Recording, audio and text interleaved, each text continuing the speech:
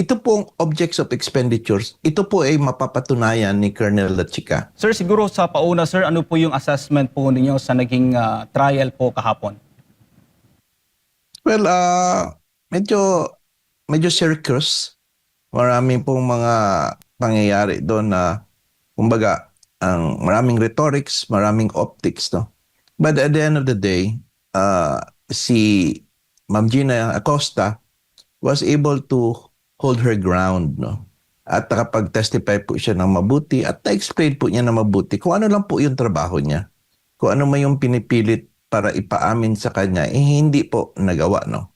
And yung functions niya as an special disbursing officer, na-establish po niya mabuti vis-a-vis as compared to that security officer na si Colonel Lachica. Sir, nabanggit po niyo po yung optics. Kasama po ba dun sa optics yung tinawag na stupid ni Senator Judge Raffy Tulfo, itong si Gina Acosta, sir? Alam mo, yung statement ni Erwin Tulfo is no longer what we call uncalled for. It's unethical for a judge. That's why in my post, I even said that dapat he should inhibit himself or recuse himself from participating in the impeachment proceedings. Kasi aside from the fact that using those rude and unfair statement and remarks, it clearly shows yung po tinatawag nating manifest partiality, no? Well, we know for a fact na meron man talaga political leanings ang mga senators, no? But however, the rule requires is that kailangan at least they must appear to be a neutral, no? They must appear to be neutral, like a partiality of a cold, neutral judge, no? And the fact that he has been saying that hindi lang po ngayon and for many times, no, that kind of arrogance has no place in our society, no? Especially if that you are sitting as a senator judge. So I believe that he should recuse himself or mag-inhibit siya, or if not, the defense should file a manifestation or motion for that effect, no?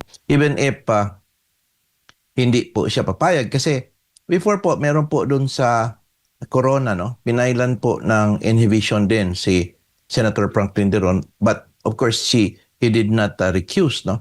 Pero at least na-emphasize and place on record yun pong mga klaseng objections, no, ng ganitong klaseng pamamaraan po na ginagawa ng mga senator judges.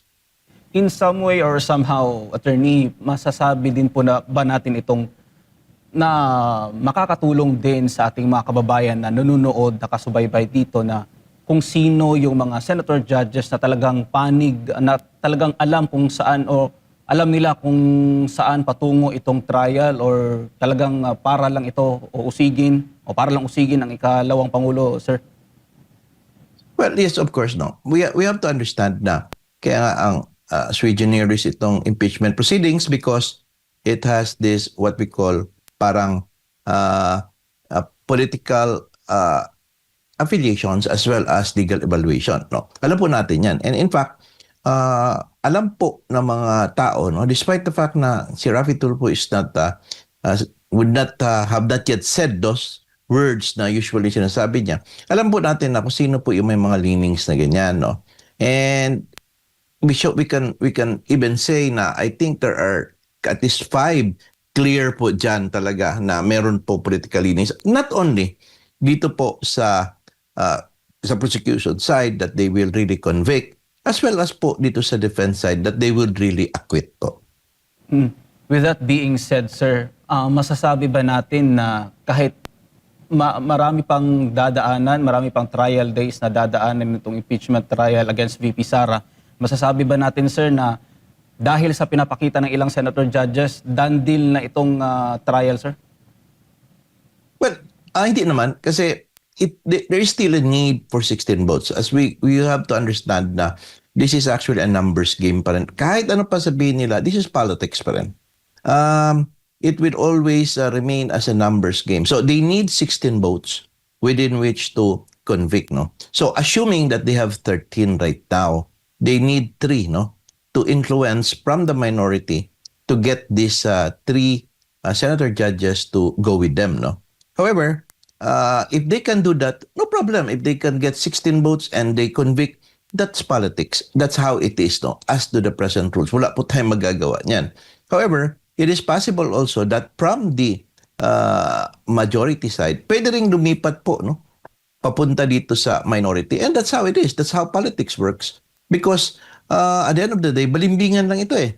No, kung tingin nila kung saan po nakapuon ang attention at saka yung pulso ng mga tao, doon po sila pupunta. So, kanya yan po, panliligawan po yan. Normal yan siya in politics. No? That's why, bakit ang 16, they are trying to lower it down because I believe that they could not get additional 3 to convince from the minority. Solid yung minority, ayaw na mag-change no matter what.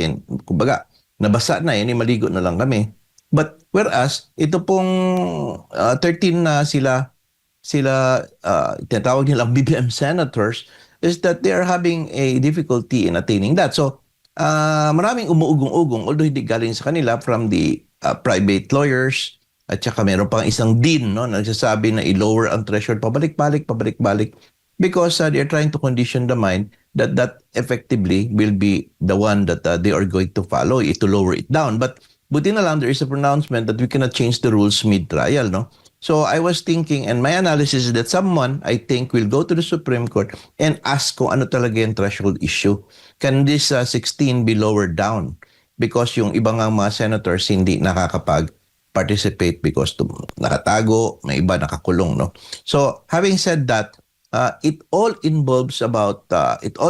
talks about numbers game po, Almar. Sir, siguro sir, ano po yung maasahan po ninyo ngayon sa 18th day po ng trial, sir?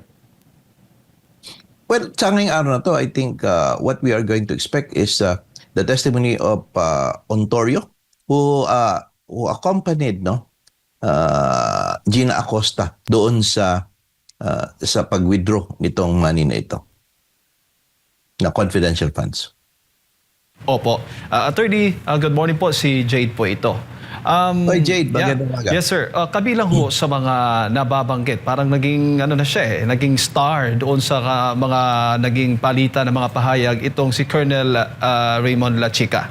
At gusto nga sanang isunod na maging testigo dito sa impeachment trial. Maging si si Presiding Officer Chis Escudero ay akala nila yun nga ang isusunod.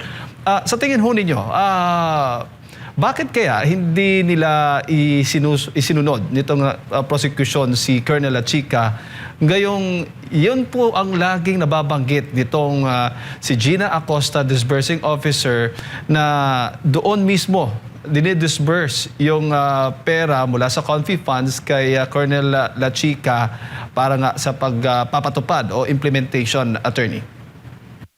Okay, maganda po yan. This is my analysis, no? This is all about the lumabas po na object of expenditures, no? Now, alam niyo po, ito pong objects of expenditures, ito po ay mapapatunayan ni Colonel Lachica. So ano po itong objects of expenditure, no? It is a real and established concept, no, in Philippine government budgeting, accounting, and audit, no. It is not peculiar to confidential funds, no. So kasi in general government accounting, yung expenditures are classified according to their natures. Ibig sabihin, pag gusto mong gumasto doon at hihingin mo sa disbursing officer is that you must have these objects of expenditure. Kung isa lang, object of expenditure, hihingin mo yan because there is no basis for the SDO to disburse kung wala kayong request ba. Parang kung ang trabahante mo, karpentero mo, hihingi sa iyo ng materyales, magigay ng papel, ito po yung materyales, bibilihin ko po. Okay. Now, they are trying to establish to Acosta that Acosta just simply gave the money to Colonel Lachica. And it appears, nahirapan mag-explain si Acosta doon about the process that while she is saying na didisburse ko at binigay ko Lachica, hindi niya na-explain ng process na meron kasing hiningi sa akin through these objects of expenditure. Alam niyo po, yung objects of expenditure, applicable yan sa general, no, yung local, yung usual funds, and ito pong sa confidential funds, no. Ibig sabihin, paano po makapag-justify ang implementor na si Colonel Lachica kung hindi niya inanarrate kung ano yung hinihingi niya? So that is an object of expenditure. So if connection with the 2022 na quarter, na last quarter, meron pong objects of expenditure as stated by Ma'am Gina. And because of that, nakita niya yung total, naka-state doon yung narration, kung ano po yung mga details, ano po yung operations na gagawin, naka-total po na 125 million for which she gave.